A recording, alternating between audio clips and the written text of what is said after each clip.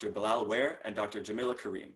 So Dr. Rasul Miller is a postdoctoral associate in the study of the racialization of Islam at Yale University Center for the Studies of Race, Indigeneity, and Transnational Migration. He received his PhD in History and Africana Studies from the University of Pennsylvania, and his research interests include Muslim movements in the 20th century America and their relationship to Black internationalist thought and West African intellectual history. Dr. Bilal Ware is a historian of Africa and Islam. He earned his PhD in history in 2004, also from the University of Pennsylvania, where he was trained in African history, African American history, and Islamic intellectual history. His research spans the last 1,000 years, centering on West Africa, while reaching into the Mediterranean lands of Islam and the Atlantic worlds of the African diaspora. Dr. Jamila Karim is an award-winning author, speaker, and blogger. She specializes in race, gender, and Islam in America. She's the author of Women of the Nation Between Black Protest and Sunni Islam and American Muslim Women Negotiating Race, Class, and Gender Within the Ummah, which was awarded 2008 Book Award in Social Sciences by the Association of Asian American Studies. She's currently working on a new book, Radical Love, where she explores the depth and beauty of divine and human love.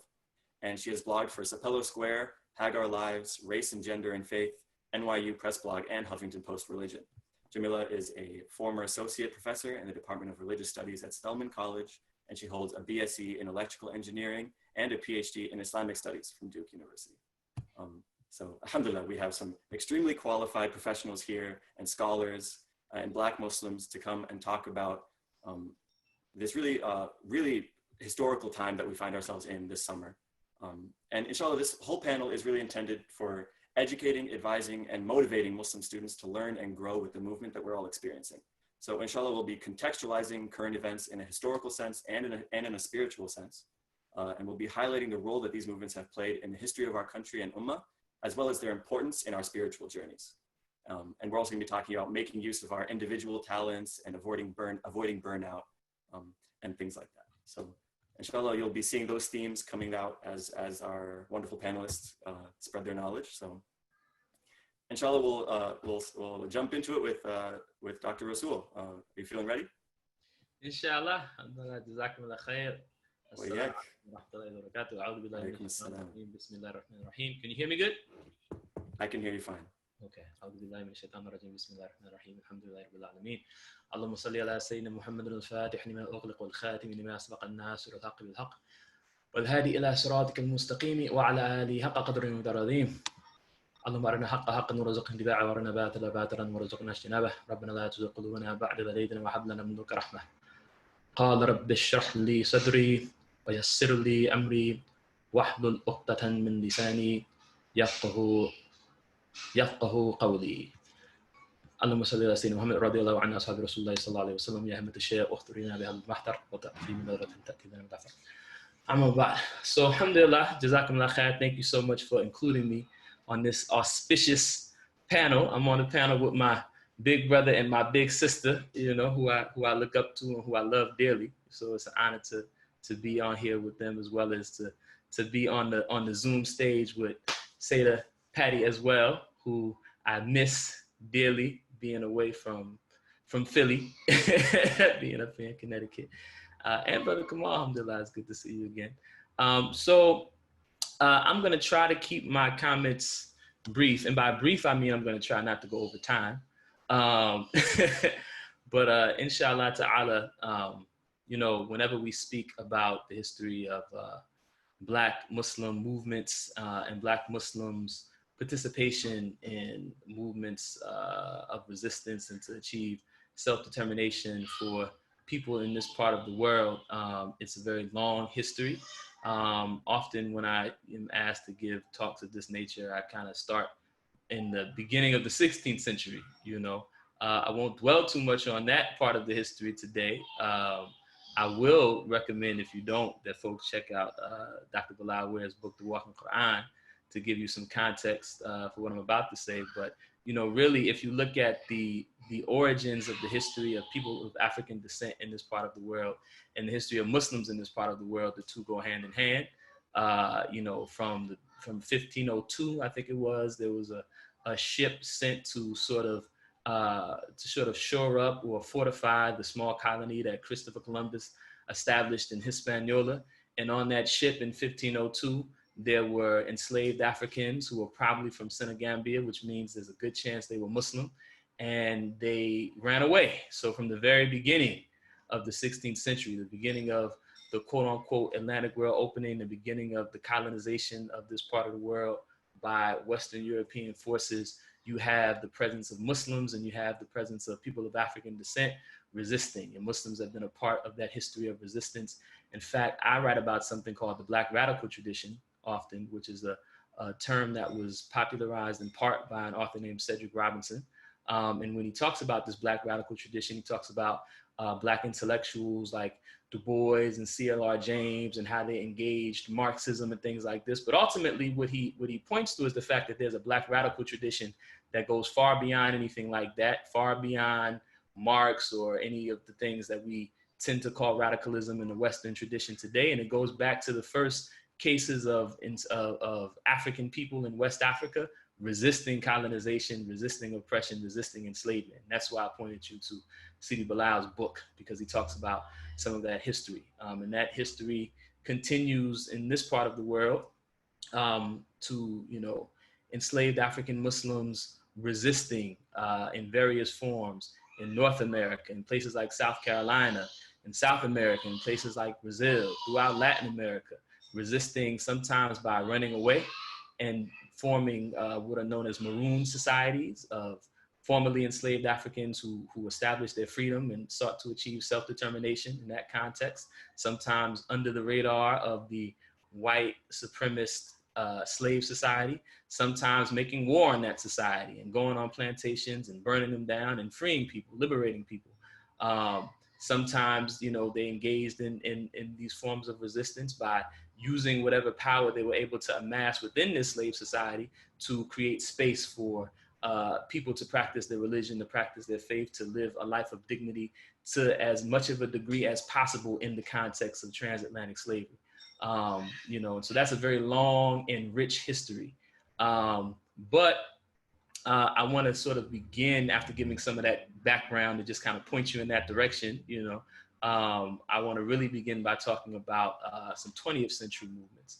And of course, in the 20th century is when you begin to find the reemergence of Islam as an important popular social and religious force among the descendants of enslaved African people, Black people, particularly in the urban North in the context of the Great Migration, as you see communities like the Nation of Islam, which emerged in the 1930s. Before that, the Moorish Science Temple, which emerges in the 1910s. And around the same time as the Nation of Islam, you begin to see the emergence of Black Sunni Muslim communities. Foremost among them in terms of a national movement is the Adino Allahi Universal, the Adino Allahi Universal Arabic Association, which actually had its headquarters, or one of its headquarters, not too far from Philadelphia, where many of you are maybe, in South Jersey, in a place called Ezzledine Village.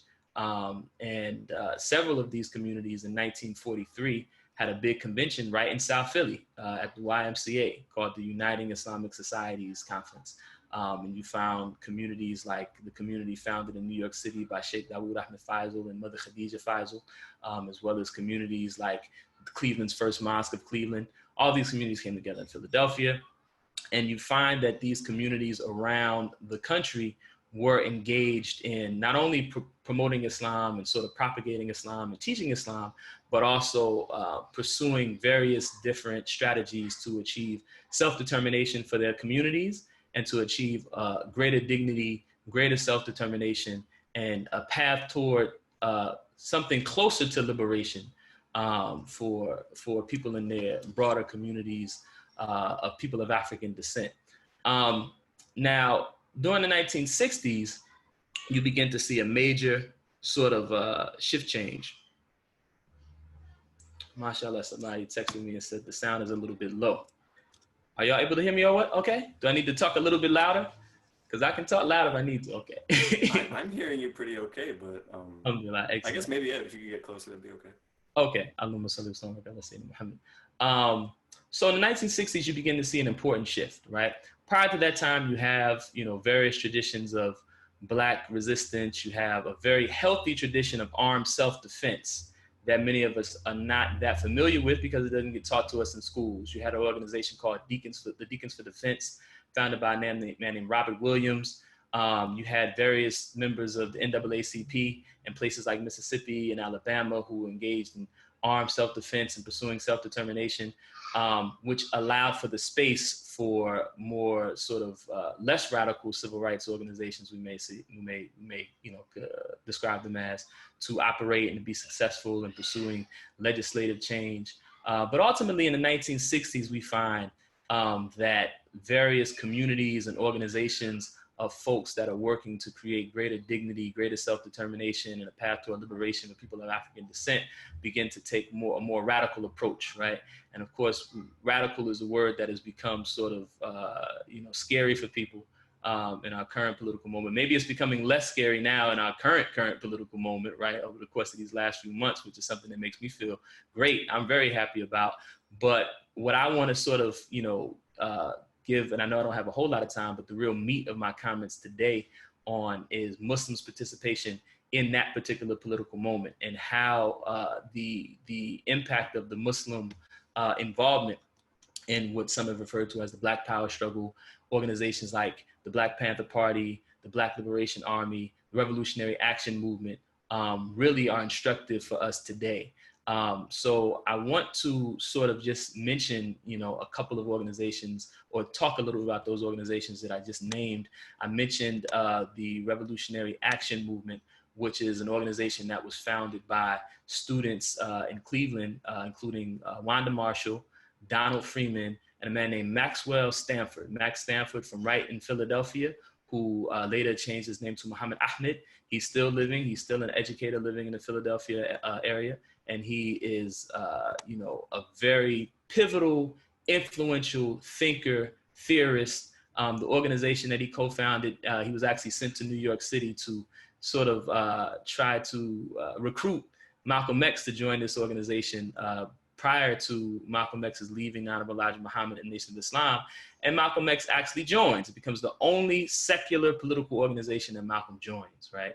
And ultimately, Professor Muhammad Ahmed and this organization, RAM, goes on to play a major influence in sort of guiding the way that Black power activists in the 60s and the 70s are organizing young people, organizing what some people might refer to as the proletariat, impoverished people, young folks who are, a part of street organizations, which people refer to as gangs usually, but politicizing them, getting them to become involved in the kinds of activism and the kinds of demonstrations that ultimately were depicted as riots in the late 1960s.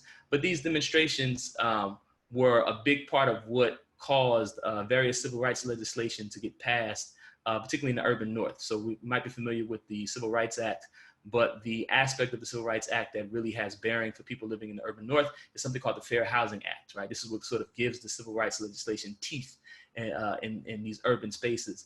And it's a direct outcome of the kind of radical activism, organizing, demonstrations that are happening in the street on the grassroots level at that time, right? Not unlike the kinds of demonstrations that we see around the country today, particularly that we saw in Minneapolis, which is sort of jump-started the engine toward discussions about major policy shifts in the direction of not only police reform, but actually abolition, a sort of overhauling, actual radical reordering and restructuring of what policing and ultimately what incarceration, the carceral state looks like in this country. Another organization you have is the Black Liberation Army, which is actually closely connected with the East Coast Black Panther Party. So I want to take one more second to talk about sort of the history of the Black Panther Party on the East Coast. I'm not going to belabor the history of the Black Panther Party nationally. Hopefully you may be familiar with Huey P. Newton and Bobby Seale and their efforts to engage in the policing of the police to combat police brutality, and more sort of their claim to fame ultimately programs like the Free Breakfast Program, where they were feeding children, in the morning before they would go get sent to school. And this was before you had any kind of free breakfast or free lunch program in the public school system in America. In fact, in many ways, the national program was the result of the government being sort of shamed into doing so by the success of the Black Panther Party. But on the East Coast, you had a group of young organizers, young activists who were already engaged in activism around issues of housing, tenant strikes, and really this collective really began by doing something as grassroots as going to the community I believe it was in Jamaica, Queens, but going to low-income communities and literally cleaning up the community, like taking brooms and garbage bags and sweeping up and making the community look nice. And then finally, other people from the community came and supported them and helped them. And this collective of folks ended up being sort of the backbone of the Black Panther Party's New York chapter, right? And among these folks who were part of the pioneers, the founders of the Black Panther Party's New York chapter, are people like Sekou Odinga, people like Lumumba Shakur, people like Afeni Shakur, right? Muslims, right? Muslims who are very much involved in the activism of the time, many of whom had been sort of mentored, not sort of, but mentored by Salahuddin Shakur, who was a member of the Nation of Islam, who left the Nation of Islam, became a member of Malcolm X's Muslim Mosque, Inc., an organization of Afro-American unity, right? And so these are the folks who went on to be so successful in their organizing in New York City that the FBI and the J. Edgar Hoover targeted them specifically, and this led to a famous trial, which you may be able to research, called the Panther 21 trial, where 21 Panthers who represented sort of the leadership of the Panther Party in New York were put on trial, fraudulent charges. Ultimately, all of the charges were dropped, but it was a ploy to sort of force the Panthers' human and financial resources to get kind of entangled up so that they would be less effective. But ultimately, a number of folks from the party end up going to Algeria, establishing the first international section, or really the only official international section of the Black Panther Party based in Algeria, did organizing work with activists throughout the world, but including in the Muslim world in places like Lebanon, places like Palestine, places like Egypt, places like Kuwait, right? This is the kind of activism that Muslims were involved in. And then the last collective I'll mention is you have an organization called the Daughter Islam Movement. Daughter Islam Movement at one time was the largest collective of African-American or Black Sunni masjids around the country, right? And the Daughter Islam Movement was founded in 1962 by Muslims in New York City who really were inspired by the success of Malcolm and the Nation of Islam. And even though they had their theological differences, they were very much concerned with building a movement, right? Whereas Muslim communities like those that I mentioned a moment ago, early in my presentation, were really, really concerned with sort of building Muslim families, Muslim communities, doing that kind of work. By the 1960s, because of the successes of an earlier era, you have a younger generation of folks who now want to sort of take things a step further, create this national movement. The Dar al-Islam movement goes on to have a huge impact through its members' relationship to the members of various Black Power organizations, but also just in their own right is able to enact a program to create greater security, greater dignity, greater self-determination for the communities in which they serve through things like food co-ops, things like community policing initiatives, things like independent schools, various businesses that were community-oriented businesses, right? So not just businesses designed to create a handful of Black folks or a handful of Muslims who were independently wealthy, but actually businesses that would create opportunities for formerly incarcerated people to have jobs, generate income for community service, for these kinds of projects, right, for the community growth. So I mentioned these three. I mentioned the New York chapter of the Black Panther Party in connection with the Black Liberation Army. I mentioned the Revolutionary Action Movement. I mentioned the Dar al-Islam Movement. I mentioned these three in tandem because for me, they sort of represent, a snapshot of the way in which, Muslims were contributing to the kind of radical social movements of the 1960s and the 1970s, which created greater space for the kinds of activism and organizing and political empowerment that we saw in the late 70s and the 1980s, as well as the fierce repression on the part of COINTELPRO, the FBI, the CIA, which is a legacy that, folks who are organizing today have to contend with. I also mention them because they really represent, I think, in many ways, the collective legacy of Malcolm, right? Oftentimes when we talk about, Muslims' involvement in struggles for Black liberation or simply we just talk about Islam in America. We talk about Malcolm, we rave about Malcolm, we talk about how much we love Malcolm. Sometimes we use him as a prop. Sometimes we use him as a very important expression of our history and the inspirational sort of role he's played for our community as a whole. But what I think doesn't get talked about as much is the way in which Malcolm actually leaves a legacy. He only spends about less than a year sort of building his organizations and communities after he breaks from or is kicked out of the Nation of Islam. And oftentimes because of that, you know, we don't spend much time talking about the actual organizational legacy and the ways in which his intellectual legacy plays out and actually impacts the organizing and activism of the moment. And these three organizations give us a sense of what that legacy looks like.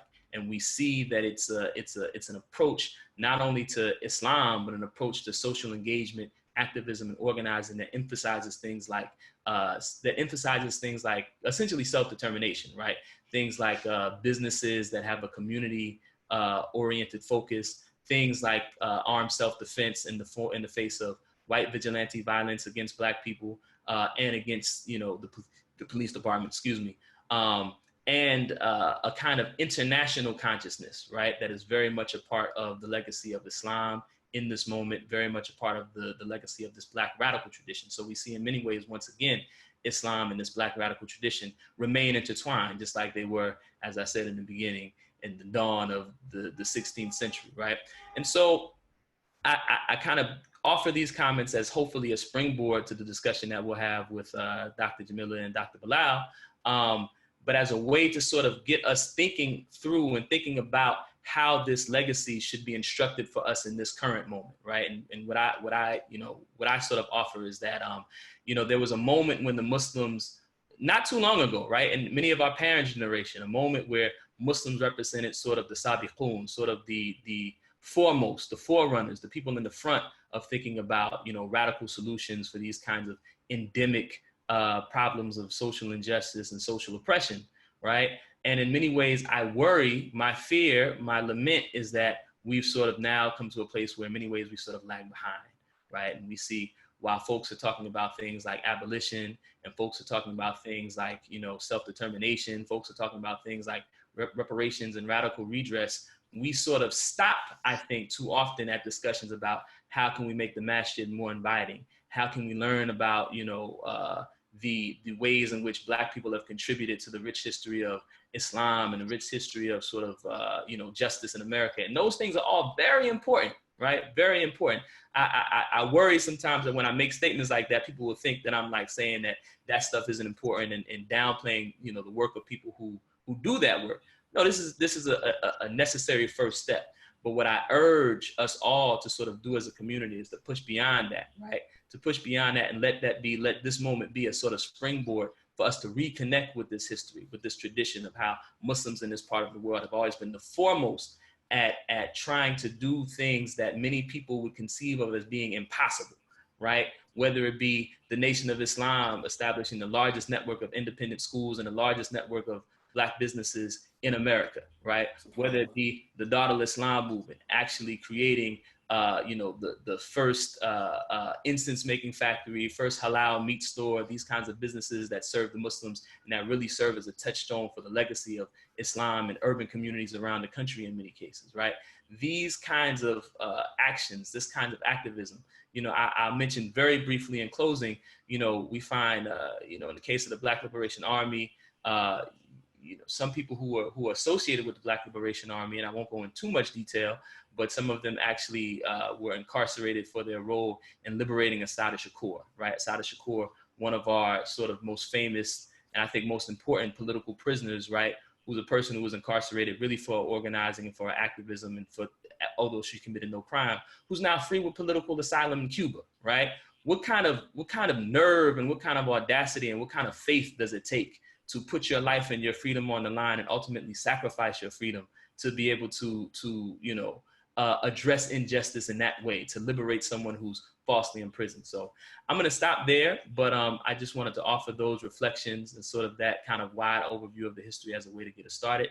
And again, to kind of urge us to try to take this moment, this political moment, to try to reconnect with that history and hopefully reestablish this trend of the Muslims being at the forefront of this kind of work, inshallah. I hope I Jazakallah didn't. khair, Dr. Rasul. That was incredible. There's obviously so much knowledge on this panel right now, and I know I was taking notes on that. That was absolutely amazing. And I can't tell you how, as a person who's from Minnesota and who's staying in Minnesota right now, I'm so proud that like my city, Minneapolis, is kind of being able to right now in this moment be able to represent this amazing legacy that you were just talking about. Um, and I think as we move into the rest of the panel, I think talking more about how as Muslims we have like spiritual responsibility to be caring about these issues and to be involved, and how powerful of a tool that Islam can be in transforming us and also in transforming the society around us. So as we move forward with Dr. Jamila, are you feeling ready? Yes. Bismillah. Alhamdulillah. Okay. You can go ahead. Oh wait, actually, wait, just really quickly, also for the audience, if you have any questions at any point, you can throw them in the chat, or you can use that little Q&A box. If you feel tech savvy, you can try that one, or you can just throw it in the chat, and there'll be a Q&A section at the end of the panel, inshallah. So just so you don't forget your questions, just throw them in there. All right. I too am really happy to be here, and I thank all of the sponsors that were mentioned for organizing and all participants for being here. Love is the motive, but justice is the instrument. Reinhold Niebuhr. It is with this quote that Brian Stevenson of the Equal Justice Initiative begins his book, Just Mercy. And in his work to end mass incarceration and excessive punishment in the United States, Stevenson has emphasized three principles: justice, mercy, grace. And these are biblical principles, and we know that these values have guided our foremost civil rights leaders in this country. And so too have Quranic principles. And the Quran in particular guides my vision of the tremendous part that I see the American Muslim community playing in the movement for Black lives. Allah says in the Quran, God commands justice, doing that which is beautiful, and generosity towards relatives. And he forbids what is shameful, blameworthy, and oppressive. He teaches you so that you may take heed. This verse captures what I call radical love and resistance. Justice, doing that which is beautiful. Generosity, and by the way, that which is beautiful is in the Arabic ihsan. All of these represent radical love. Forbidding evil and oppression, this is the resistance. Allah Ta'ala also says in the Quran, you are the best community brought forth for humanity. You enjoin what is right, forbid what is wrong, and believe in Allah. One of my teachers, Imam Muhammad Majid, he calls this best community the beloved community. And he is inspired by Dr. King's concept of the beloved community, a brotherhood and a sisterhood united against racism and all types of injustice. I firmly believe that we can be the beloved community. I say can be, though, because one of the traditional explanations of this verse is that being the best community is conditional upon us enjoining what is right, forbidding what is wrong, conditional upon this radical love and resistance. So how can we be this community? As Dr. Habib Rasul talks about, we come from a legacy where we were foremost in this work. How can we keep the momentum moving forward in the legacy of our beloved Prophet, but also our leaders, many of whom were mentioned by Dr. Rasul? First, it is with faith and certainty. Certainty that Allah has chosen us. I am so certain that Allah has chosen us for a number of reasons, but two significant ones. Allah subhanahu wa ta'ala gave us Malcolm X. Allah gave us Muhammad Ali, and he gave one of them the name of his beloved, sallallahu alaihi wasallam. He gave us the most beautiful, eloquent, skillful, beloved human beings on this earth, and he made them Muslim. And he used their intellect, their hearts, their speech to fight injustice in this country. And certainly, he gave Malcolm X and Muhammad Ali to Black people without question, but he also gave them to Muslims. Because what other non-Black people in this country have a love for Muhammad Ali and Malcolm X? What other non-Black immigrants in this country and their children have this profound love as you?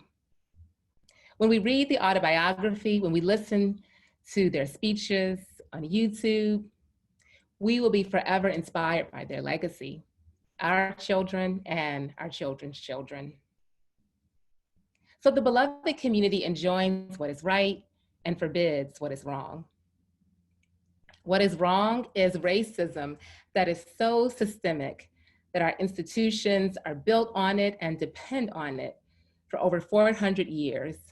So to challenge the status quo requires radical change. It requires, to reference the popular hadith, that we change it with our heart, that we change it with our speech, and that we change it with our hands.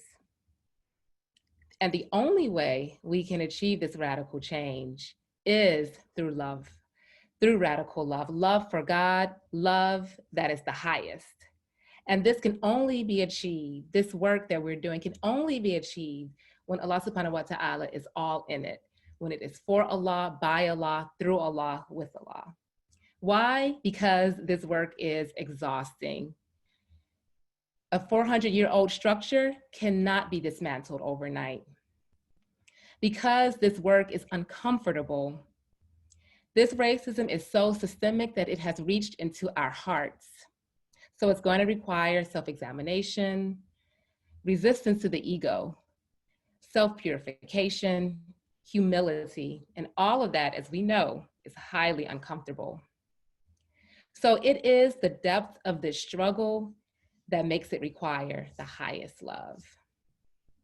Love is the motive, but justice is the instrument.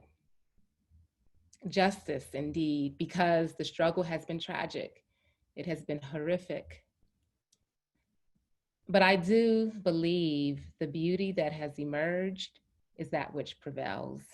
The turning to God, the deep spirituality, and the greatest gift, that of Islam, to our people. Beauty in the midst of profound pain. And this is a Quranic concept. Verily, within the difficulty, there is relief. It also reminds me of these lines from a poem by Amir Suleiman. After describing the way that Black people entertain to numb the pain, he recites, "They say rap for us, and then they clap for us. Are you not entertained? Standing on my brother's body, are you not entertained? Carrying my son's carcass, are you not entertained? But even in all the battery and the abuse, we are still so beautiful. Our babies like balls of light, bright enough to brighten the darkness of the battlefield. But looking into my daughter's face reminds me that there's a battle still, and that the battle's real, and that a draw is a win for losers. We must win. The truth is that the sky is mine. By mine, I mean I and I. By I and I mean you and I. The sky is ours, the heavens fallen. We either fly or die. We must win. You have killed us so many times. We have died so many deaths. We have died for everyone. We have died for everything. We have died for nothing. We are done with death. We are done with death. We will not die another day. We are the true and living, and we must win. It is in the spirit of self-determination that I offer this, that if we are to create beauty, in this case, beautiful relationships between people, the beloved community, to do that in the midst of gross injustice, we must first be in a state of faith and certainty, a state of knowing that we must win, that we have already won. We are still so beautiful because our Creator made us beautiful, because our Creator is beautiful and loves beauty, and everything will fade away except the face of the beautiful, which means beauty prevails. We must win. We have already won because Allah has gifted us with faith, and Allah states, successful are the believers. All of what I have described, it captures how I define radical love. It is the desire, the aspiration for ultimate beauty, Allah's face, Allah's pleasure, Allah's gaze. And this aspiration emerges from struggle because all of the high qualities that God loves to see in us, forgiveness, justice, mercy, generosity, patience, courage, we have not the opportunity to exhibit them except through hardship. I cannot show radical forgiveness unless I have been deeply wronged.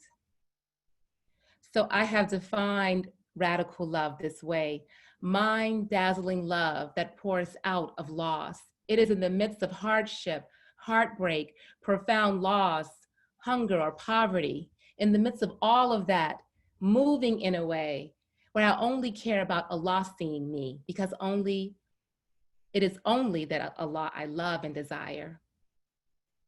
Wallahi, we cannot do this work of fighting systemic racism unless our aspiration is God, because so often we will have to do work that is only seen by Allah, that is only recognized by Allah and lifted by Allah.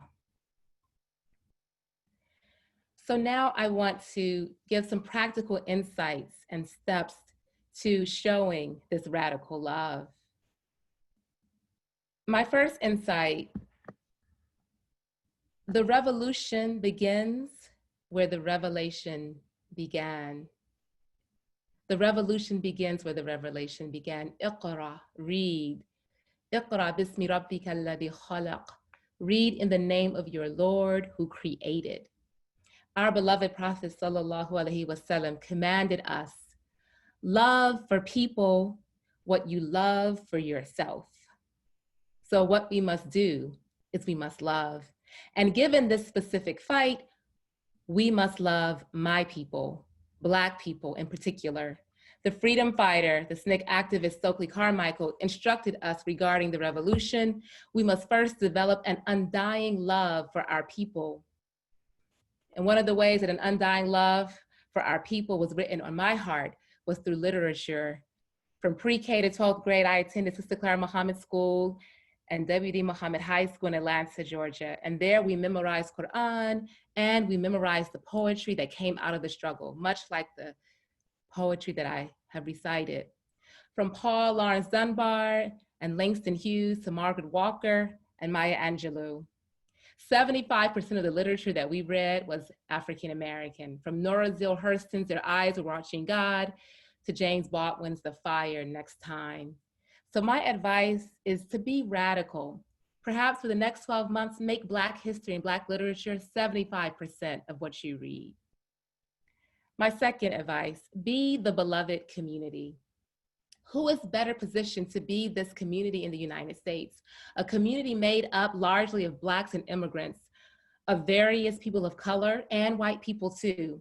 Who is better positioned to show brotherhood and sisterhood? When we come together, we resist anti-Black racism. We resist anti-immigrant racism. We resist gender injustice. When we worship together, meaning you visit an inner city mosque or predominantly Black mosque, I visit a predominantly Desi or Arab mosque. When we visit each other's homes, when we come to know each other, we are actually in our movement resisting the racialized residential patterns that our world is built on. We resist the legacy of Jim Crow just in worshiping together. When we come together, we produce grassroots organizations doing unique work, real work, like Believers Bailout, like the Inner City Muslim Action Network, like the Muslim Anti-Racism Collaborative, to name a few. But most importantly, who is better positioned to be the beloved community when we have a guide, sallallahu alaihi wasallam, a guide, a teacher who inspired beauty, who inspired the most remarkable brotherhood and sisterhood? Because when his people gave everything they had, their wealth, their property, their very selves, when they gave it out of love for Allah, out of love for Rasulullah sallallahu alaihi wasallam, when they did that, he gave them the best news. As he told one of the Ansaris who were hungry and fed their guest, he said to them, Allah the Most High was pleased with you and your wife for what you did for your guest. And so I urge you to be radical. I urge us to be radical in our love, to truly know one another and to become the beloved community. Overnight, those who love Sayyidina Muhammad sallallahu alaihi wasallam change their hearts and their ways. We too can be those people. Out of love for the Prophet sallallahu alaihi wasallam, we too can change our attitudes and our actions as immediately and radically.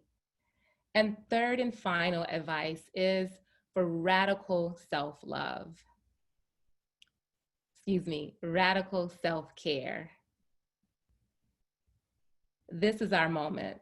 I've done talks for women audiences where I have lifted and named our exemplars, our women exemplars. And I told them, this is your moment. This is when you get to be Khadija. This is when you get to be Aisha.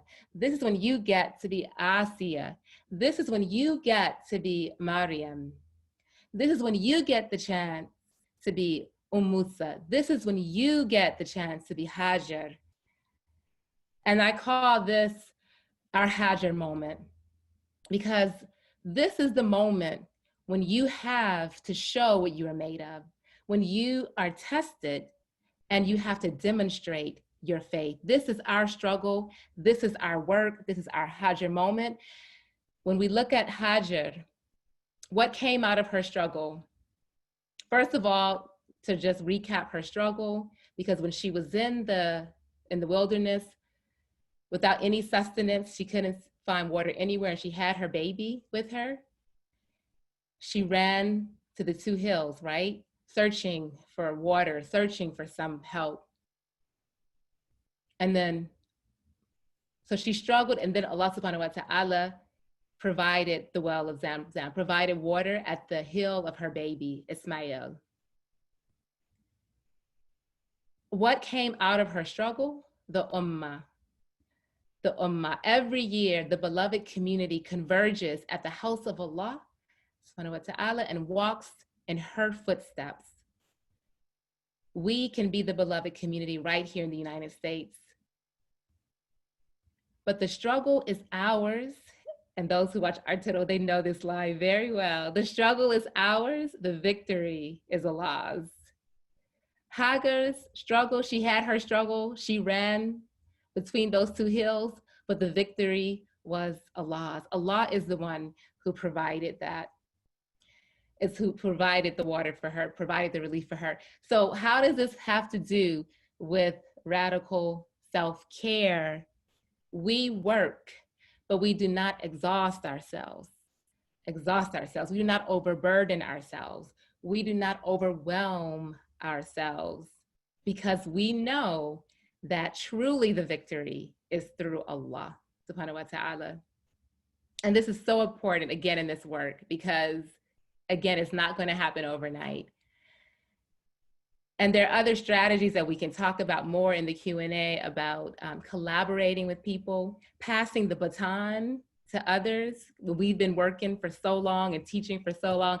I wrote this book, I did the research for my book, American Muslim Women, in 2001, where I visited communities in Atlanta and Chicago and explored race relations between African American and South Asian Muslims, right? And the book this was my dissertation initially, and then it was transformed and converted to a book. It was published in 2008. And since that time, I've been giving talks and writing and blogging. And so in this moment, we're still doing the work because our ancestors did way more than what I'm doing. But two, we can pass the baton and we collaborate and we share the work and we allow for the moment of grace. We allow for the sakina, for the tranquility from Allah subhanahu wa ta'ala to come. And I'll end with this verse. God is he who supports you, speaking to the Prophet sallallahu alaihi wasallam. He it is who supports you with his help and with the believers and brought together their hearts. So Allah supported the Prophet sallallahu alaihi wasallam with his help and the believers. So if the Prophet had that support, then we too obviously need the support from each other and from Allah. And then Allah says, if you had spent all that is in the earth, you could not have brought their hearts together. But Allah brought them together. Indeed, he is exalted in might and wise. And I could so easily leave it right there, but one more quote I want to share by Ibn al-Qayyim al-Jawziyah. He said, do not carry the worries of this life because this is for Allah. And do not carry the worries of sustenance because it is from Allah. And do not carry anxiety for the future because it is in the hands of Allah. Carry one thing, how to please Allah. Because if you please him, he pleases you, fulfills you, and enriches you. So we do the work without fear. We do the work because we know Allah has our back and we know that Allah is going to bring the victory. And we do our work striving for the face of Allah, and certainly he fulfills and he enriches. Thank you. Jazakallah khair. That was absolutely beautiful. Thank you so much for bringing voice to some of the more emotional and poetic side of a lot of things that happen right now, because I think these emotional moments bring about a lot of beauty and a lot of moments for us to emotionally connect with each other. Thank you so much for bringing voice to that. And I guess we're going to move on to our final panel section before our Q&A. Again, if anybody has any questions throughout, a couple of people are already doing it. Just throw your questions in the chat or in the Q&A box. Either will work just fine. But we'll pass the baton on to Dr. Bilal Ware. Assalamu alaikum wa rahmatullahi wa ta'ala barakatuhu. Bismillahirrahmanirrahim. اللهم صل على قدر التمام اللهم صل على نور الظلام اللهم صل على مفتاح الدار السلام اللهم صل على شفيع في جميع الأنام.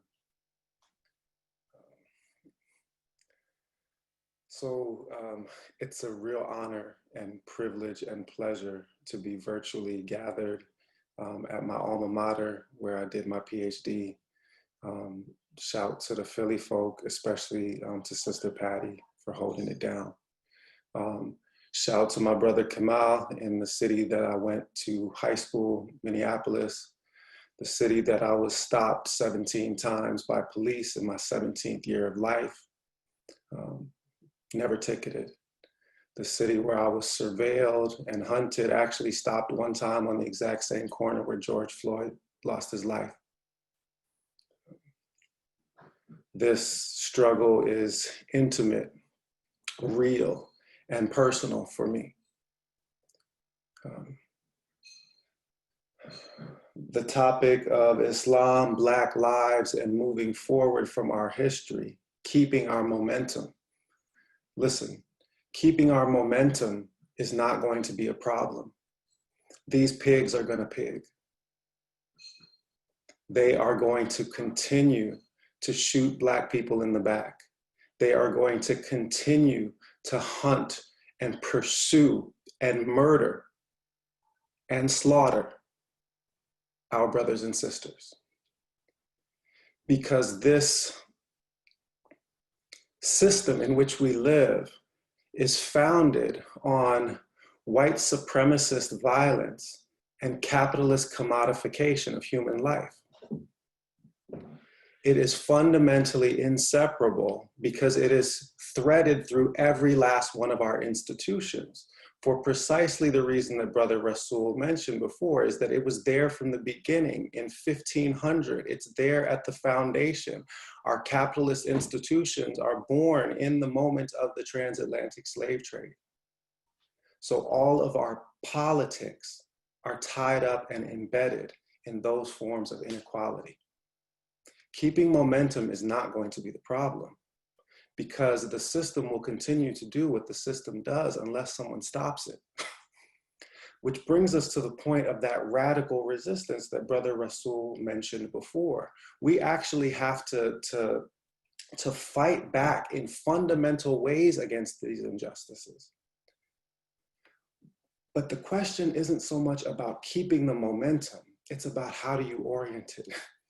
What direction are we meant to be moving in? And for that, we have to take our cue from the Quran, from our sacred history, from the history of Black folks who have struggled against this infernal machine since its outset. Because if we're asking the question of moving forward from our history, well, how do you know which way is forward? How do you know which way is forward unless you know where you began and where you are headed? So this, properly speaking, is the function of history. And this is not me talking about this. This is God himself talking about this in the Quran. In Surah Hud, probably around the 120th verse, God says, indeed, all that we relate to you from the tales of the previous prophets, with it we fortify your heart. The function of relating the struggles of those that came before is to strengthen our hearts so that we can respond to the struggle in our moment. That is the very reason for studying history. It is the very reason for studying sacred history, and it is the very reason for studying the history of the dunya. So what do we make of that study? How do we get oriented about our origin and our destination so that we can understand our trajectory, so that we can move in the appropriate way to fight against this demonic system that brutalized me personally, that has brutalized so many just like me. My daughters, you can probably hear my son playing in the other room with his little guitar. They've never met their maternal grandfather because he was murdered by police in Painesville, Ohio, the year before I met my ex-wife. They backed over his body with a police car, planted drugs on his body. So we never met him. The only surviving photographs that I have of my father in a suit, his face is bruised from the beatings that he took from the police, and he was on his way to go to court in order to keep himself out of jail. This system has been consuming and brutalizing Black bodies from the outset. So that was very Nadira, time for the Bashira. That was a lot of warnings, time for the glad tidings. The glad tidings go to the core of what Sister Jamila already said, is that the affair is love. How do we know that the affair is love? Because God tells us in the Quran that when he tells us the first human story, the story of our ancestor Adam, he tells us that that is the very reason why he made humanity in the first place, is to bring something into existence that would be worthy of his love. Because he tells us that in contradistinction to everything else in creation, which is made through speech, the human being is made with a caress of two hands, and the intimate breath of the divine is blown into it. We are made with a caress and we are animated with a kiss. Does he not love us?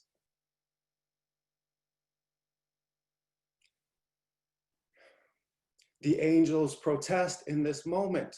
Are you going to create something that's going to cause mischief and shed blood on the earth? Shedding blood on the earth, we've gotten good at that. But God says, I know and you know not. What does God know that they don't know? God knows that it is beneath his dignity to love a thing that is forced to obey him. Free choice has to come into this creation in order for anything worthy of God's love to be there. Could you love a thing if it was forced to love you back? God is modeling that divine love is incompatible with control and manipulation and force. That ain't love at all. And Iblis, in that moment when he's commanded to bow to that which God made with his own two hands, he becomes the first racist in history when he says, I'm better than him. You made me from fire, you made him from clay. And I've said this before, I've said it once, I'll say it 100 times, I'll say it 1,000 times. Racism is the religion of the shaitan, and white supremacy is its most perfect historical expression. It is an obligation on every individual believing soul to struggle to end it. So that is a story about love being the purpose for which we were put here, and hate as being the fundamental force which is pulling us apart. Hate is what was at the core of another story from the Quran where we find strength for our hearts, and that is the story of the oppression of Moses and his people in Israel. Or excuse me, in Egypt, the Bnei Israel in Egypt. This story is meant to provide strength for our hearts in fundamental ways. We should be focusing on it because no human personal name appears more frequently in the Quran than the name Musa. And Musa, it's worth remembering, was a black man. He is described in authentic hadith as Asmar Shadidul Asmar or Udma, which is the same root that describes the name Adam, which means dark brown in color. The shaitan has been after the original man from the beginning. And he continues to stalk and hunt the original man in this time. So Moses is presented with a fundamental struggle. He needs to find a way to get his people free.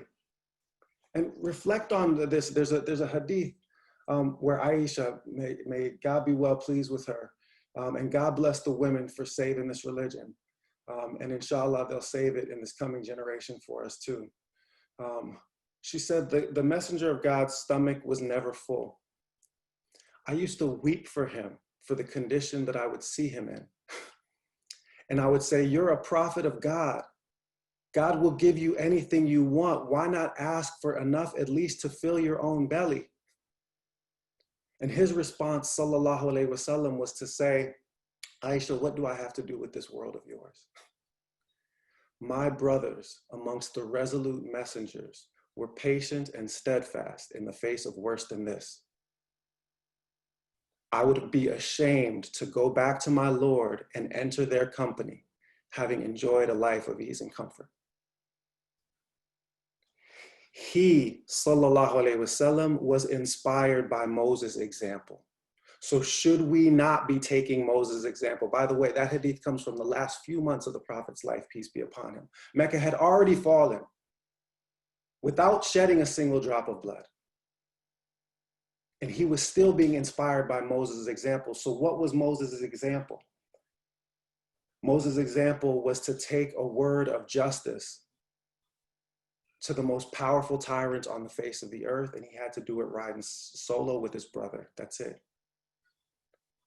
Those of us that look at this and devise middle-class half solutions to a fundamental problem because we are convinced that this beast cannot be slain, that capitalism is just too big a problem to take on, that white supremacy is just too fundamental to ever be fully uprooted from the society. Put yourself in Moses' shoes for a minute.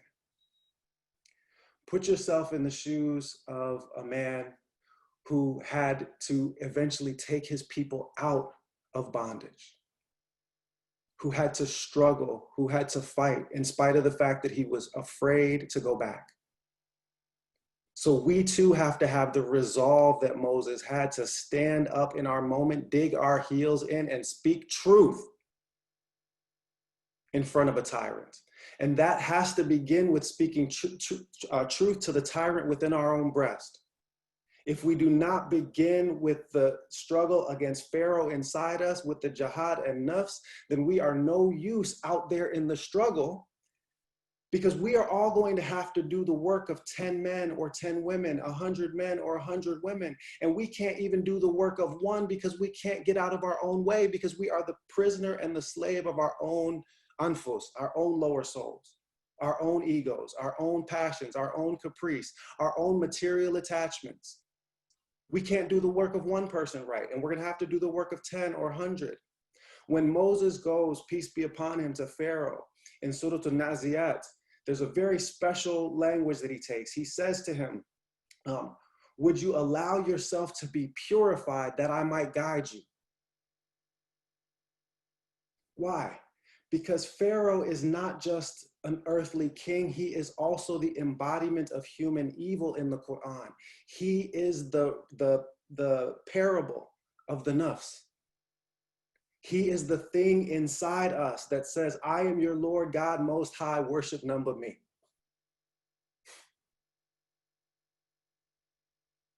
So Moses has to remind the Pharaoh out there, and we have to remind the Pharaoh in here that we need to be purified and that we need to be guided. Find someone who will get you out of your prison. You can't get out by yourself.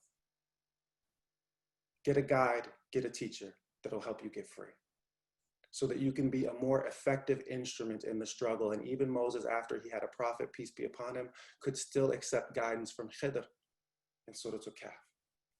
All of us need spiritual mentoring. All of us need spiritual guidance. All of us need help being set free from our prison.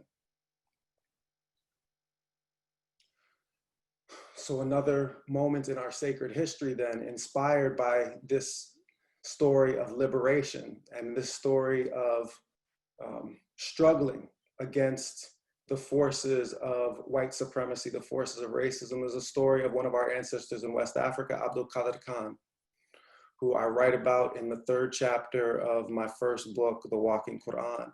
This is an individual who in 1776 offers a universal emancipation proclamation, ending the institution of slavery in the Senegal River Valley. He offers freedom to any enslaved person anywhere that can reach his territories that will recite so much as a single verse of the Quran. He says that the Muslim that should be exempt from the indignities of enslavement is the one that says La ilaha illallah, even if they pronounce it Ra ilaha illallah. He doesn't actually care how much they know about the religion. He is trying to use his understanding of Islamic law to try to shield all of humanity against the scourge of enslavement. The scourge of enslavement was at its height at the end of the 18th century. More enslaved people were trafficked in the 18th century than in any other century in human history. Almost half the total volume of the transatlantic slave trade took place just in that century, and much of it was concentrated. Don't tell me that we cannot pull down these structures. Because if you can abolish the slave trade and the institution of slavery, in spite of the fact that there were Muslim scholars that had been complicit in enslavement, in spite of the fact that there were scholars who had treated slavery as though it was part and parcel of the Islamic tradition, if our ancestors in West Africa could find the liberatory potential in this religion and end slavery when it was at its height, then we can abolish the damn police.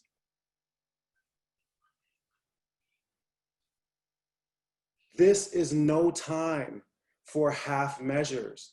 This is a time for radical change, because the system itself is corrupt. It cannot be made to repair itself. Its fundamentals are broken. They have to be completely revised.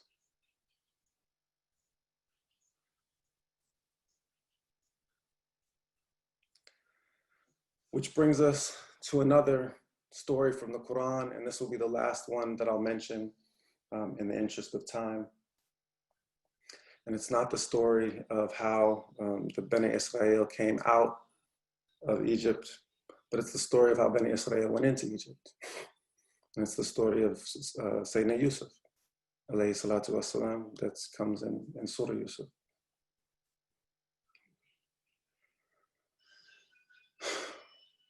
Yusuf, when he's a 7-year-old boy, begins to see things. He has spiritual visions. And his spiritual visions cause jealousy on the part of his brothers, as does the love of his father, the prophet Jacob, for him. And his brothers betray him. They lie to a prophet of God, say that his son has been eaten by a wolf. They throw another future prophet of God down a well, and he's then sold into slavery. But at the bottom of that well, God says, وَكَذَلِكَ يَجْتَبِيكَ رَبُّكَ وَيُعَلِّمُكَ مِنْ تَأْوِيلِ الْحَدِيثِ وَيُتِمُّ نِعْمَتُهُ عَلَيْكَ وَعَلَى آلِ يَعْقُوبَ كَمَا أَتَمَّهَا عَلَى أَبَوَيْكَ مِنْ قَبْلُ إِبْرَاهِيمَ وَإِسْحَاقَ إِنَّ رَبَّكَ عَلِيمٌ حَكِيمٌ. He said, and this is how I'm going to perfect my favor upon you. Perfect my favor upon you. And upon the house of Jacob, the way that I perfected it on your forefathers before Abraham and Isaac. Indeed, your Lord is knowing and wise. Well, how is God going to perfect his favor on Joseph? The boy is at the bottom of a well. He is about to be sold into slavery. Our story. He is about to be the victim of systematic sexual exploitation. Our story, male and female, in this place. He is about to be subject to false imprisonment. Our story, here in this place. That is how God is going to perfect his favor upon him. Why? What does that mean? What is the true significance of our struggle in a cosmic sense? The true significance of our struggle in a cosmic sense is that when God wants to raise the status of an individual or a people, he first delivers them into the hands of their enemies. He bathes them in hardship so that they learn strength and resilience and reliance upon him so that they can speak an everlasting truth to all humanity. That is the role of Black people. That is the role of Black people in this time, as it was the role of Bani Israel in their time. And if we fall down in proclaiming that truth, then we will receive what they received for betraying their truth.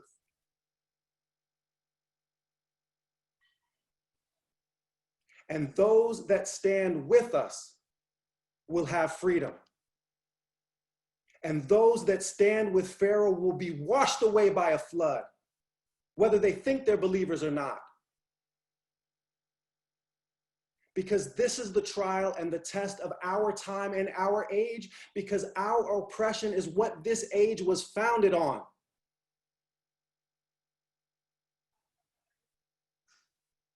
It's not about Black lives mattering above all other lives. It is that the structures of capitalist commodification of human beings and white supremacy were initiated upon us, establishing an entire global system with tentacles that reach into every single human society. Zionism is based on white supremacy.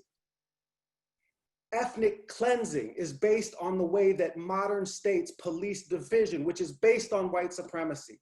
Every evil can be traced back to those twin idols of racism and capitalist consumption.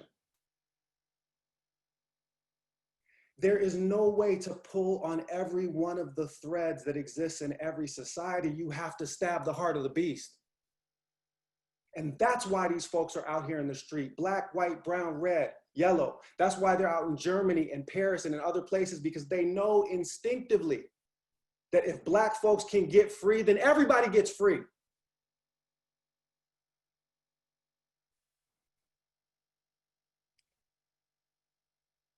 When God wants to raise the status of an individual or a people, he delivers them into the hands of the enemy. And it was true for Joseph taking the children of Israel into Egypt, and it was true for Moses bringing them out.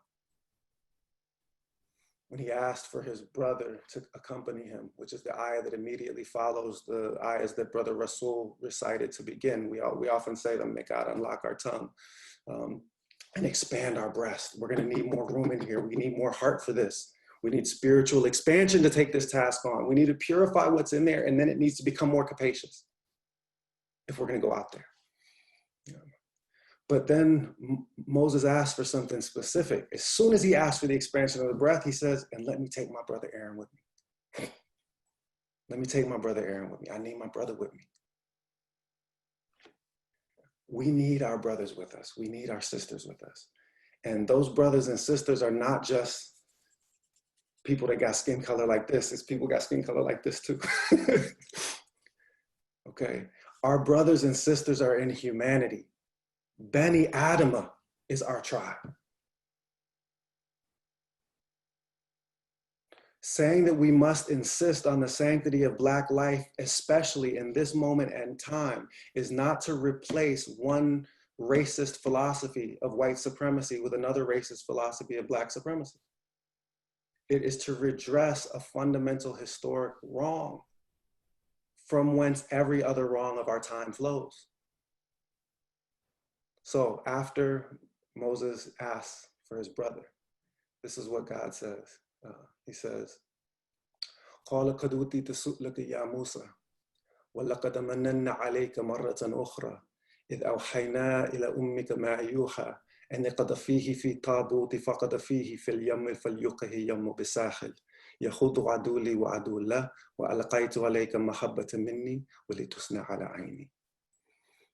He says, your request has been granted, Moses. You ain't got to go alone. Okay.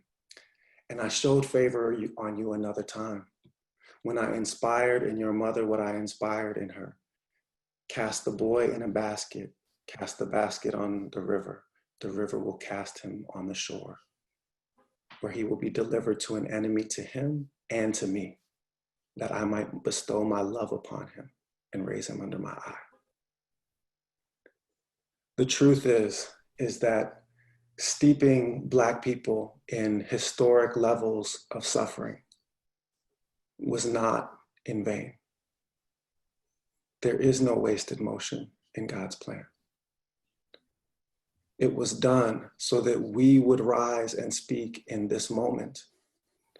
And that is the reason why Pharaoh has been hunting my people since we got here, the same reason that he hunted the people of Moses. Because he was trying to kill off the one that would topple his kingdom.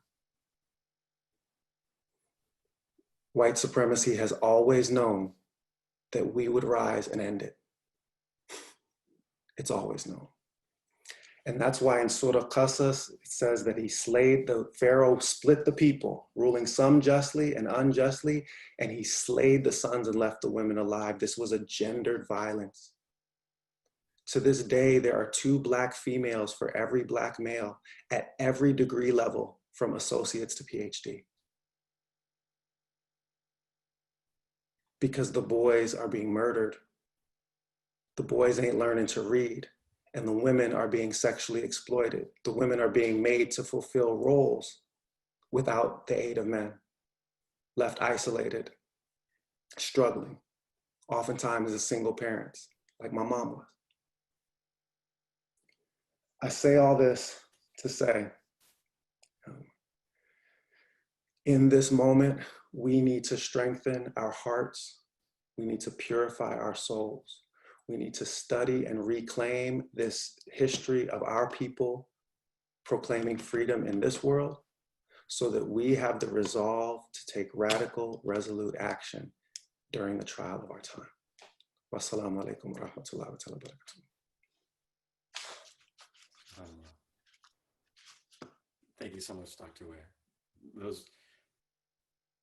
the way you're able to connect those divine parables to the things that we're seeing and to the lessons that we need to learn, I don't know if I'm going to be looking at those parables the same way ever again, honestly. That was, so subhanAllah, Jazakallah khair for everything you said and for everything that was said in the entire panel. We're going to be moving into the Q&A now. And so keep the questions coming. I think we still only have a few. I have some questions that I could ask as well. So throw them in there. I guess I'll kind of start with a question that came to mind when Dr. Jamila was talking about, when Dr. Jamila was talking about a lot of the ways that we can personally and on a communal level kind of show that we're representing the change we want to see by connecting to each other, praying in each other's mosques, and showing that we can all band together and become that beautiful ummah that the Prophet ﷺ wanted us to be. And then really was hammered home again when Dr. Ware was talking about capitalist consumption and talking about sort of this embedded system that we're all kind of a part of, sort of latently. I wanted to kind of ask out there to whoever feels like they can answer it. A lot of the people in this audience are going to be students or professionals. Maybe not everybody, but a lot of us. And so how can we kind of, maybe beyond a personal level and like a community level, like a relationship level, in the professional pursuits that we have. So we're going to be entering into all types of businesses, all types of academia. How can we kind of represent these changes we want to see in like the types of careers we choose and the ways that we conduct ourselves in our careers? Does anybody feel like they can answer that question? I've been talking for so long already that there's no chance that I'm going to be the first one to answer a question. So absolutely, no problem. Well, Dr. Rasul or Dr. Jamil? I think me and Dr. Jamil like, you want to talk first? You want to? Bismillah, Dr. Jamil, please. You would be so kind.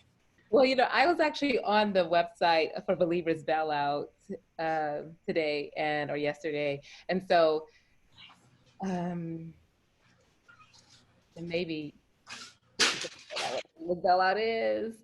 But but what I appreciated was that if you want to work with them, that they had a list of ways that you could, whether that's donating your money, whether that's the type they call I think an affiliate, where you would bring people in, how to move people through social media, an admin, and so I think that's all those are ways, right?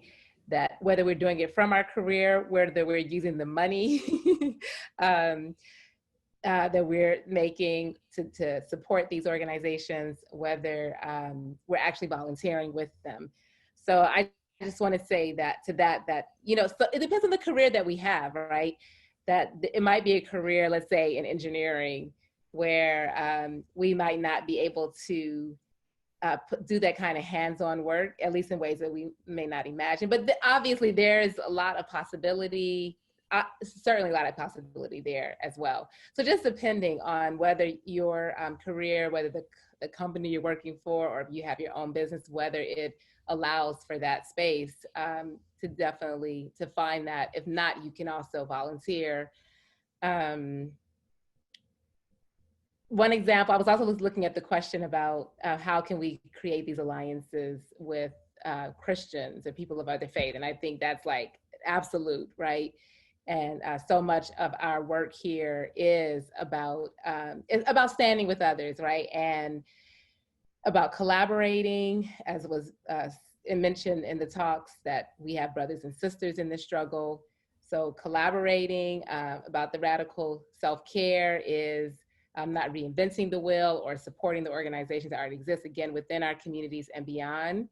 So, so for me personally, I was already, doing this work or thinking in this way because I decided to pursue a PhD in Islamic studies. Well, that doesn't necessarily mean you would do it on race, but actually I was in undergrad, I actually started with engineering, and I took some courses on Islam, and I realized that, hey, I wanted to teach Islam.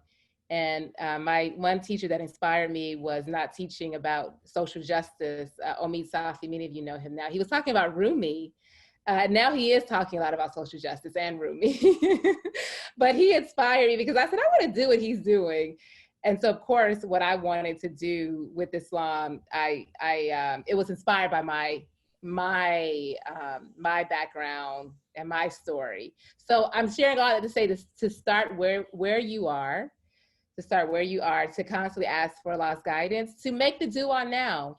Ask Allah, how can I be a part of this struggle? How can I resist? How can I reimagine and recreate, right? You have to be intentional. Again, this is so systemic. It is what our country is built on. So if you're not intentional about it, you are going to just go with the flow, and you're going to be a racist in some fashion or form. So you have to like really resist. So make that dua and ask Allah to guide you. And so Allah guided me. And then just to wrap this up, so others can comment. Another example I was going to give is that, so I became a professor of Islamic studies, and I did focus, my dissertation was on race relations, and became a professor of Islamic studies at Spelman. And then I decided to leave and homeschool my sons and be at home with my children. But as I've shared in other places in the past few weeks, is that, again, racism is so systemic that just living your life as a Black person is a form of resistance, because you're just always, you know, conscious of the struggle. And for me, I'm conscious of how my sons are going to be educated. You know, how can we make sure that they're not being slaughtered? We're making sure that they're not being disadvantaged by this educational system and things like that. So I took on that road. I made the decision to homeschool them. Again, I know that's not going to be everybody's decision. There's so many ways to do it, but it's just one example of how the struggle just informed even my career choice at that time to leave work, even though, because of the work that I do and because there are not a lot of people like me in 2008, talking about Black Muslims and immigrant Muslims and Black women. You know, I'm still doing this work. But so, you know, I made that choice to homeschool. My kids stayed home with my kids. I still ended up writing a second book. I collaborated. That was another important thing to do, talking about collaboration. And then I joined a homeschool community with Black women, Christian women, or women of other faith. And they were very much a part of the struggle too. Obviously, they were homeschooling. So a lot of radicals who are resisting the system by not putting our kids in it. And again, there are many ways to do it. I'm going to stop there. Thank you so much. Alhamdulillah, just to echo and add on, I mean, alhamdulillah, jazakallah khair for everything you just said, Dr. Jamila. I apologize to I was unmuted. And this guy, you know, your friend, he just kind of came through it. Made his presence known. Alhamdulillah, that's a good thing. Just to add a couple of things. One, so all of the movements that I mentioned the Daughter Islam movement, I mentioned the Black Panther Party nationally and the Black Panther Party in New York City, which sort of, I think I can say, gave birth to the Black Liberation Army. I mentioned the participation of people like Bilal Sunni Ali, I don't know if I mentioned him, Sekou Odinga, Afeni Shakur, and several others. I mentioned RAM, that was founded in Cleveland. All of these organizations were founded by a brother named Professor Muhammad Ahmed, who's from right in Philadelphia. All of these organizations and communities were founded by young people, you know, mostly teenagers and college students, you know. So the first point I'll make is, don't think that because you're young and because you're in college, that means that you can't, you know, do this kind of work, because the people who've done this kind of work, you know, for the most part have been young people. Once you get old like me and start losing your hair, you get less radical, you get kids, you get a job, you know what I mean? So there's something really beautiful and blessed and important that comes with the energy and the audacity of being young, you know. Now it's best when that's paired with, you know, the guidance that comes from taking them to see high and you know, the sort of grooming and mentoring of the elders, right? But don't think that because you're a student and because you're young, that somehow lessens what you're able to do. You know, there's things that you're able to do. There's things that just historically, you know, alhamdulillah, Allah has made it so that there's certain ways in which young people are out in front. So if you feel compelled to really throw yourself into organizing in that way, please do it, because we need you, you know. And like you know, our Muslim brother Dave Chappelle, I'm down to follow your lead, in his words, right? I'll also say, echoing what Dr. Jamila said, everybody has a part to play, whether it's giving your money, whether it's, one of the things that, when I spoke with, I call him Sheikh Sekou Odinga, one of the elders that I mentioned from the Black Panther Party, he mentioned that, when they were doing, the free clinics and whatnot, they would go to, doctors, and doctors would donate their time to give people free checkups in the community. When they would go to businesses and ask for support, they would go to the dry cleaner, to the laundry community, and say, can you donate some of the clothes that people have left here for a long time that normally you would get rid of or sell or do whatever you do, give them to us. It came from the community, let us redistribute it back to the community. So everybody has a role to play. And I think, in the spirit of this idea of radical love, I think one of the things that we have to get better at doing, some of us, and alhamdulillah, some people are doing, is letting people play their role. It's not about, if somebody's not trying to be out in the street burning down the police, station, we don't shame them, because that may be the person who's putting money up in the bail fund to get those people out of prison, So whatever your work is, whatever your lane is, there's some kind of contribution you can make. And like Dr. Jamila said, I think it is worth examining what your career choices are. Doesn't mean that there's not great blessing and barakah and benefit in being a doctor, being an engineer, being these kind of things. But you should be thinking about, how can I make my pursuit of these career goals something that allows me to serve the community for the pleasure of Allah, right? To serve the community in an engaged way for the pleasure of Allah, not just, well, I'll make a bunch of money so that I'm comfortable, and then I'll send my money to these, once you get to a certain point in your life, maybe that's the most you kind of can do. But when you're at a stage when you're in school and you're actually thinking through, what do I want to do with my life? What is my motivation for doing it, right? This should be part of the impulse, right? Doesn't mean that it has to be limited to some kind of social science or humanities kind of thing. It can be, an engineer, what have you. But you should be already thinking about, what is my contribution going to be to, to this struggle and to making the world better as a person who has this occupation. So, and one other thing I wanted to add on to the question about how to build bridges or, collaborate with Christians or people from other communities in general. So one of the reasons why I did, sort of focus a lot of my comments on organizations that were not Muslim per se, right? Not Muslim organizations, right?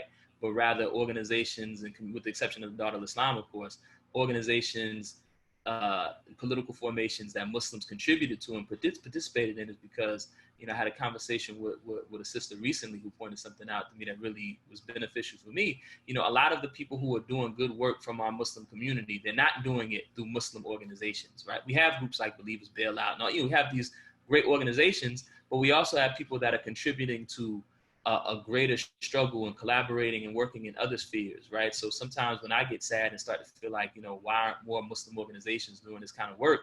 I have to remember that, we have so many people. We got people like Mariam Kaba, that are doing the work in a different world that's not limited to just the Islamic organization or the mosque. So yeah, that kind of collaboration and participation is not only important, but it's critical. It's sort of the only way the work gets done most often. Yeah, and I think one of the things that you and Dr. Jamila just now were talking about was how playing that role and contributing in that way is so necessary, because if you are kind of complacent and you just kind of go with the system, then you accidentally contribute to it, right? And I think we have a question here in the Q&A box about how to sort of reach more privileged Muslims who often benefit from these type of systems, even economically. And something Dr. Ware was talking about, and like almost calling out the title of this panel, Keeping Momentum, that like, you don't have to keep momentum really, because these things are constant. There are people constantly being affected by these things. But for so many people, people need wake-up calls, or people need these things because in their daily life, they might be separated from it. If anybody, I think Dr. Ware jumped in for a second. Do you have any comments? Sorry, Kamal, I didn't mean to interrupt. Your image is freezing on my screen, so I'm never sure when you're done talking. So forgive me for interrupting. So I can respond to that piece and just adding and underlining something that that my brother and sister mentioned. Sister Jamila touched on something really, really deeply important, and it's about and it was in reference to the function of homeschooling, but there's also like a broader thing. The first and most fundamental way in which Black people have always resisted the capitalist dehumanization is in socializing human beings. Turning a person into an actual person is the most profound act of resistance that you can offer in the face of a dehumanizing system. Jason Young wrote a beautiful book called Rituals of Resistance about the survival of Congolese Christianity in the South Carolina Low Country. And in the same way Islam provided this function in the South Carolina Low Country as well. His argument there was that sticking to these rituals and making people into human beings through them was the best way that you could actually defy the logic of the system itself. It always starts with that. It starts with finding ways of keeping your children in their fitra, in their innate disposition, the way that God made them, so that they're sound and they're whole and they can engage the world in a fundamental way. And with that in mind, to say, to build on what Brother Rasul said, that in the end, every one of us has to take on that task of returning to our fitra so we can become effective instruments for change in whatever field we're in. We will carry this through our actions and our deeds and our character, the way that we embody the character of the Quran, the way the Prophet ﷺ did as a walking Quran. That's the thing that's going to actually be transformative, is this light and ethics, because as a numbers game, we just don't have the numbers to transform the society. So we have to actually provide a religious and a spiritual example. We actually have to call people to something better.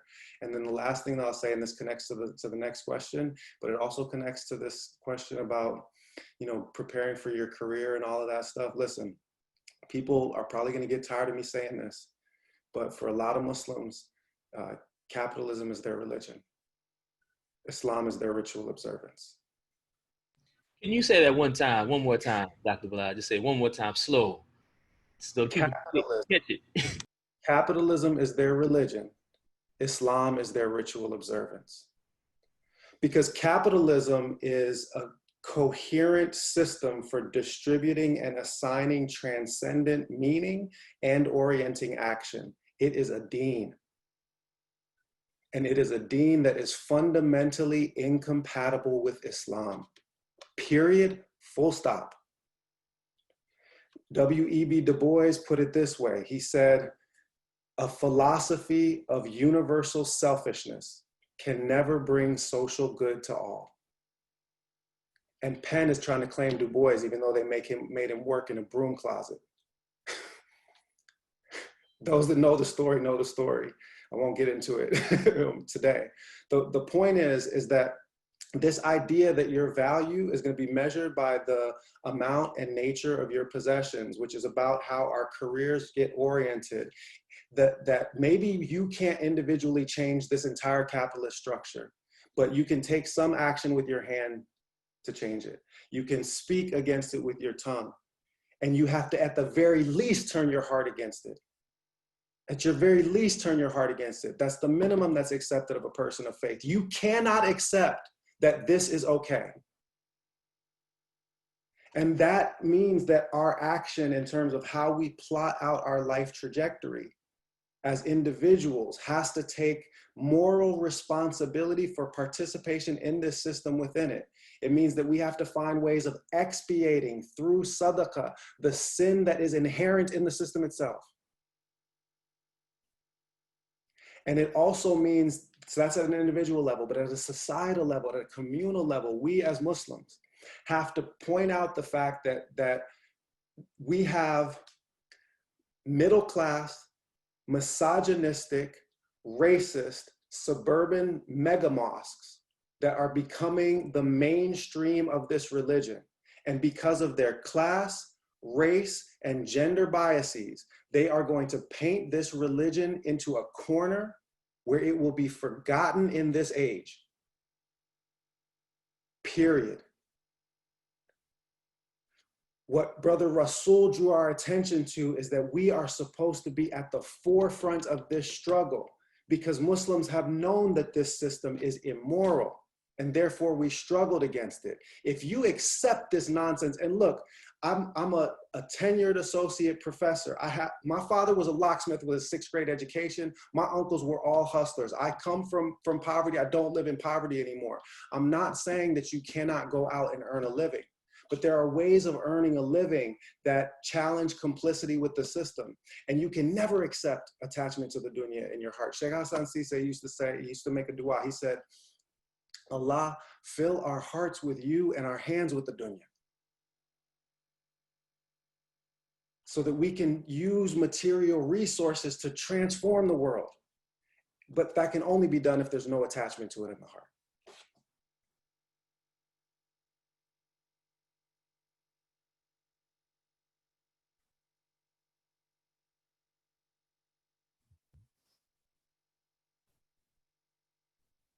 I'm done talking. I don't know if other people have something to say. I was kind of scared. I thought maybe my internet connection ended. It's okay. Look, I mean, if you want me to keep talking, I will say that starting on Sunday, I am doing a class that is about overcoming these enemies, right? It's about struggling against the nafs, the shaitan, the hawa, the passions that were mentioned actually in the ayah that you opened with, Brother Kamal, and the dunya.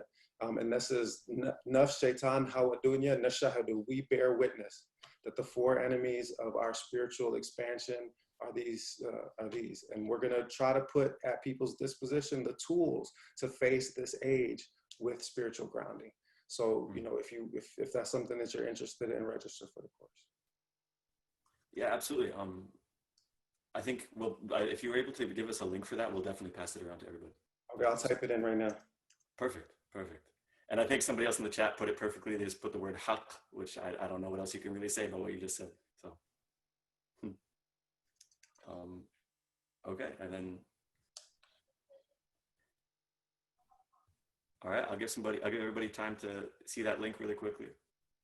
And I think we pushed our time a little bit over to 8:45 on the East Coast. So I think we're gonna have to end the Q&A session here, unfortunately. I can't thank our speakers enough for all the incredible knowledge they just spread, and this was such a memorable event, and jazakumullah khair for everything you did, and all the work that you guys do in your entire careers. I just wanted to end with a traditional way of ending meetings, of remembering Allah and doing good things with Surah Al-Asr. Bismillahir Rahmanir Rahim. Wal Asr. Innal insana lafi khusr. Illa alladhina amanu wa amilu s-salihat. وتواصوا بالحق وتواصوا بالصبر. And with that, we can conclude our panel. Jazakallah khair for everybody who came.